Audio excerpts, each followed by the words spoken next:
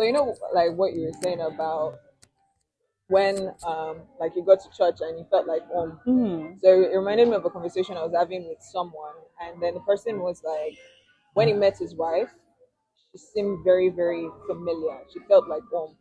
And then he went on to say that we know like we're spirit beings, right? And the Holy Spirit witnesses with our spirit. Mm-hmm. And in the spirit realm, there's no time. So like this our spirit and the spirit of God, they are in the future, they're in tomorrow, like they're in different places. So your like his spirit and his wife's spirit, like they witnessed each other, like they seem familiar because they had already lived that life before. So even when it comes to like when you said the church felt like home, it reminds me of like your spirit has already been in this church, it has already worshipped in this church, so it felt familiar. Yeah. Yeah. So that was the line of thoughts. Kind of like it. Yeah. Oh, yeah. But yeah, like I remember you can stop at any point. Mm-hmm. I remember my first time at CSE. Mm-hmm. I knew I needed a prayerful church. I knew I needed Yes. prayers. Great. Yeah. I needed prayers, and one thing led to the other. I think a friend invited me, and most times because I grew up Anglican, Mm-hmm. and in the Anglican church, you don't fall down like that, like in prayers.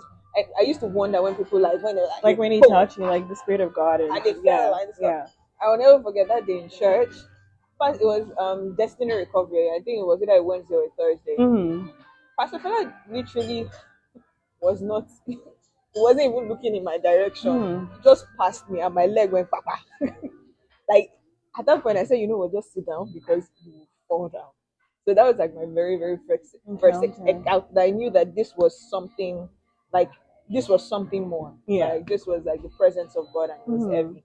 And I think for me that was it just felt like and the people were very nice. Yeah.